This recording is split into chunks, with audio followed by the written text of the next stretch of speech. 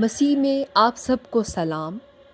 آج ہم کلام مقدس میں سے لفظ آمین کے بارے میں پڑھیں گے کہ آمین کا لفظ ہم کن جگہوں پر اور کن جملوں کے بعد استعمال کر سکتے ہیں۔ تو چلیں آئیں کلام مقدس کی روشنی میں پڑھتے ہیں۔ استثنا کی کتاب باب نمبر 27 اور آیت نمبر 15۔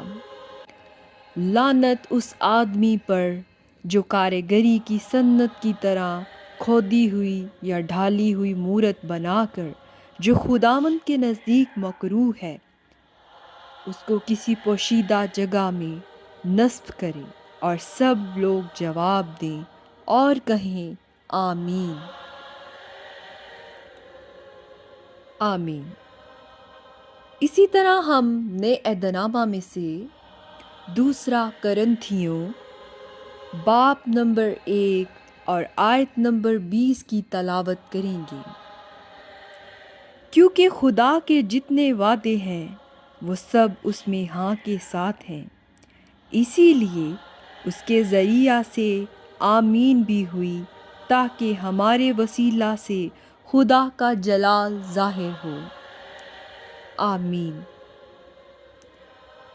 آج جب ہم کلام مقدس میں سے تلاوت کرتے ہیں تو پہلی آیت میں ہم نے سیکھا کہ خداوند ہمیں سکھاتے ہیں کہ جب انسان اپنے ہاتھ سے کسی بھی مورت کو بنا کر اسے سجدہ کرتا ہے تو کوئی بھی بندہ جب اس کے لیے آمین کا لفظ بولتا ہے تو آمین اس پر نہیں بولا جاتا، اس پر لعنت کی گئی ہے۔ اسی طرح اگر ہم کلام مقدس کی روشنی میں دیکھیں، آپ کسی کو بھی غلط کہہ رہے ہیں، کسی کے بارے میں غلط بول رہے ہیں، کسی اندھے کو غلط رستہ دکھا رہے ہیں جبکہ وہ خود اپنی آنکھوں سے دیکھ نہیں سکتا، اسے نہیں پتہ کہ اسے کس جگہ پر جانا ہے، لیکن آپ اس کو گمراہ کر رہے ہیں، تو آپ کے لیے آمین کا لفظ نہیں استعمال ہوگا۔ آپ ایک انسان کو غلط رستہ دکھا رہے ہیں۔ تو جب آپ کسی کے ساتھ غلط کر رہے ہیں تو ان جملات کے بعد آمین نہیں بولا جائے گا۔ آمین ہمیشہ برکت کے جملوں کے ساتھ بولا جاتا ہے۔ آمین کبھی بھی کسی کی ہلاکت کے لیے نہیں بولا جاتا۔ اسی طرح اگر ہم اگزامپل لیں تو اگر کوئی کسی حادثے میں کسی کی ڈیتھ ہو گئی ہے تو خداوند کبھی بھی کسی کی ہلاکت نہیں چاہتا۔ خداوند کبھی نہیں چاہتا کہ کسی انسان کی ہلاکت ہو۔ تو جب خداوند نہیں یہ چاہتا کہ کسی کی ہلاکت ہو تو ہم کسی کے لیے آمین کا لفظ نہیں بول سکتے۔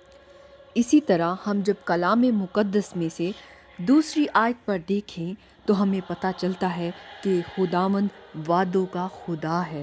خداوند نے کلام مقدس میں جس سے وعدہ کیا تو خداوند نے ان کے ساتھ وہ وعدے نبھائے، حالانکہ ان کی نسلوں نے نافرمانی کی، لیکن خداوند نے جہاں بھی انسان کے ساتھ وعدہ کیا تو وہ وعدہ پورے طور پر نبھایا گیا، کیونکہ خداوند جلال والا خدا ہے اور ان سب چیزوں سے خدا کا جلال ظاہر ہوتا ہے، اور ہم ان چیزوں پر آمین بول سکتے ہیں کیونکہ خداوند ان سب وعدوں اور ان سب چیزوں کے ذریعے سے اپنا جلال ظاہر کرتا ہے تاکہ قومیں اس پر ایمان لائیں اور لوگ جانیں کہ وہی زندہ خدا ہے۔ زندگی اور موت کا خدا صرف ایک خدا ہے اور وہ ہے خداوند خدا، بادشاہوں کا بادشاہ، یسوع بادشاہ۔ جب ہم کلام مقدس میں دیکھیں تو خداوند نے ملک کنعان کا وعدہ کیا تھا ابراہیم کے ساتھ۔ دیکھیں کہ ابراہیم کی نسل سے آگے یعقوب اور یعقوب کے 12 بیٹے اور وہ کہلایا اسرائیل، اور اسرائیل جب مصر میں پہنچ گیا، کال کے دنوں میں تو پھر خداوند کیسے اپنا جلال ظاہر کرتا ہے اور اسرائیل کو وہاں سے نکال کر واپس ملک کنعان میں وعدے کی سرزمین پر لے کر آتا ہے، جو وعدہ اس نے باپ ابراہیم کے ساتھ کیا تھا۔ اس وعدے کی سرزمین پر وہ ان کی نسل کو لا کھڑا کرتا ہے۔ تو اس سے خداوند کا جلال ظاہر ہوتا ہے۔ وہ پتہ چلتا ہے کلام مقدس میں کہ انسان اپنی باتوں سے پھر سکتا ہے، لیکن خدا ہرگز اپنی باتوں سے نہیں پھر سکتا۔ آپ کی نسلیں نافرمانی کرتی ہیں، لیکن آپ کے آباء و اجداد کے ساتھ جو خدا نے وعدے کیے ہوتے ہیں، خداوند ان وعدوں کو ضرور پورا کرتا ہے۔ اسی طرح جب ہم کلام مقدس میں سے یوحنا عارف کا مکاشفہ پڑھیں تو اس کے باب نمبر 1 اور آیت نمبر 18 میں یوں لکھا ہے، اور زندہ ہوں، میں مر گیا تھا اور دیکھ ابدالآباد زندہ رہوں گا، اور موت اور عالم رواں کی کنجیاں میرے پاس ہیں۔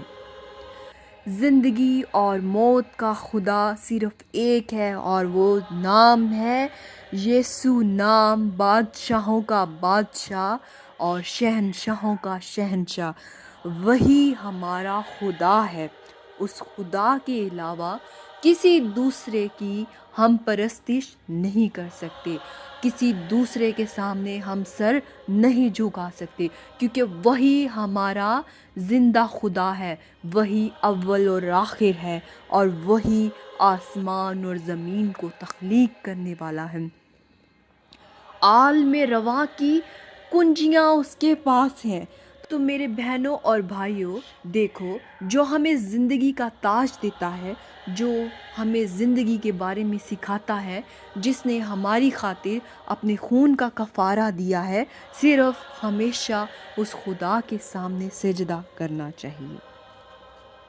اسی طرح سے ہم یوحنا عارف کے مکاشفہ میں سے باب نمبر 22 اور آیت نمبر 20 میں بھی یوں لکھا ہے، جوان باتوں کی گواہی دیتا ہے، وہ یہ کہتا ہے، بے شک میں جلد آنے والا ہوں۔ آمین، اے خداوند یسوع آ۔ اس چیز پہ بنتا ہے آمین اب، کہ خداوند جلد آنے والا ہے۔ خوشخبری ہے ہمارے لیے کہ خداوند آئے گا اور ہمیں اپنے ساتھ بادلوں پر لے جائے گا۔ آپ مقدسوں کے لیے برکات کے کلمات بولتے ہیں، کسی کو بولتے ہیں آپ کی سلامتی ہو تو ہم کہتے ہیں آمین۔